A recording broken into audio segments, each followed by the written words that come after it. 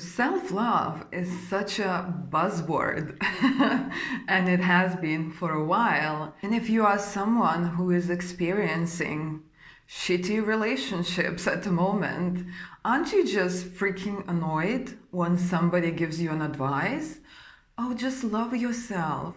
The question that I get from my clients so often is how? How on earth do I love myself? And what does it even mean? And I can tell you now that it's nothing to do with spa days and buying yourself flowers and lighting candles and all that. So in this video, I'll give you 10 points that what I consider is a self-loving behavior, and it doesn't involve spending any money. So number one, self-loving behavior is being honest with yourself. So stop lying to yourself, stop gaslighting yourself, and stop all these incredible excuses that we give ourselves when we are in some kind of not a healthy situation. So being honest with yourself, being honest what's happening to you, and being honest and accepting of how that affects you, how that makes you feel. Very important step. Number two, self-loving behavior is paying attention to what kind of internal dialogue you are having. So what you are saying about yourself, what you are confirming to yourself, what kind of thoughts you are running, and are they kind, are they loving, are they respectful towards yourself? Would you be saying these words or these statements about your best friend, the ones that you are saying to yourself? So this is important because your internal dialogue will have influence in how you feel and how you behave and how you show up for yourself and for other people in your life. So that's very important, and that's really self-loving act to investigate. What am I thinking about myself? What am I saying? What am I repeating? Is it positive? Is it harsh, critical, negative? Is it loving? Is it respectful? So have a look at that. Number three, you are actively building self-trust. And one thing that you can do in order to build self-trust is to keep your own promises to yourself. So when you say that you're going to do something in order to improve your health or your relationship or anything, if you keep that promise to yourself, you are building self-trust, which is so important if you want to love yourself better. Because when you can rely on yourself, when you can trust yourself, it will be easier to connect with people who are also trustworthy and who are also interested in more loving relationship with you.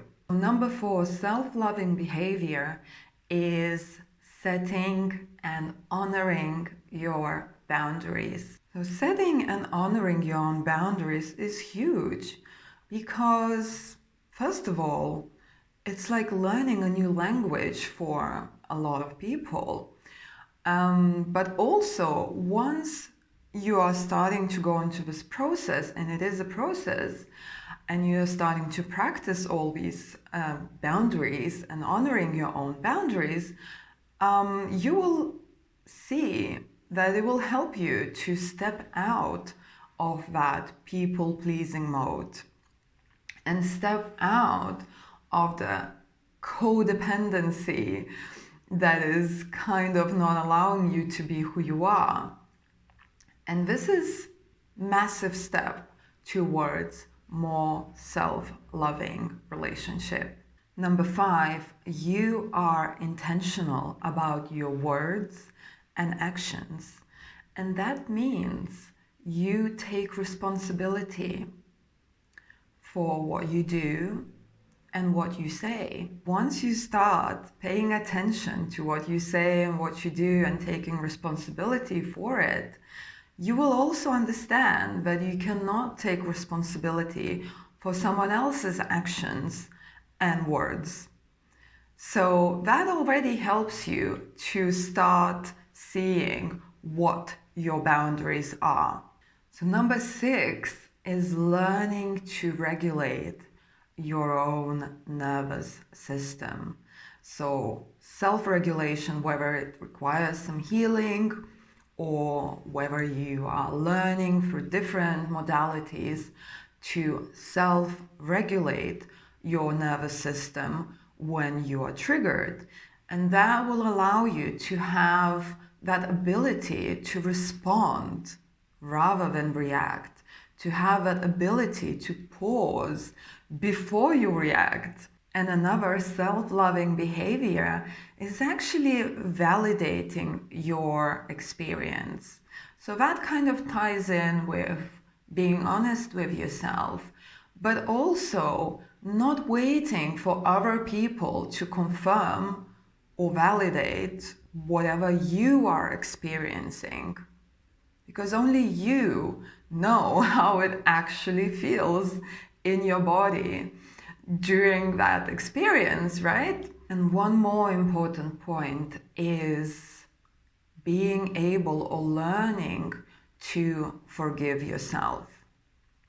So how many of you are actually ruminating on some past events where you are still feeling that shame, or you're still feeling some kind of festering negative emotional turmoil of some kind of past event where you are being, you're blaming yourself, you're shaming yourself? How can you turn that into self-forgiveness? And the last but not the least point is taking care of your own health. Okay, so whatever that entitles for you is actually being active in taking care of yourself as much as possible. Okay, so it's not about going crazy on some diet and following every little trend that is happening right now and tomorrow is going to be different. I'm not talking about that. I'm talking about really listening to your body and maybe perhaps learning how to empower yourself when it comes to health.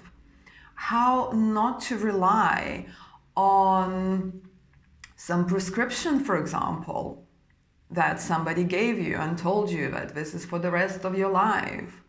Can you investigate that? Can you take proactive measures to learn about yourself, to learn how your health actually works and what you can do in order to maintain yourself healthy? So these are 10 points, I believe, I lost the count, that I wanted to mention today about self-loving behavior and how you can actually boost your self-love once you take these behaviors and you are actually practicing them.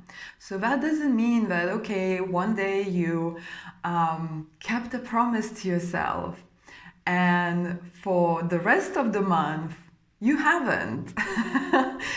So that's not how it works. These are self-loving behaviors that do come with the commitment to yourself. That's the foundation.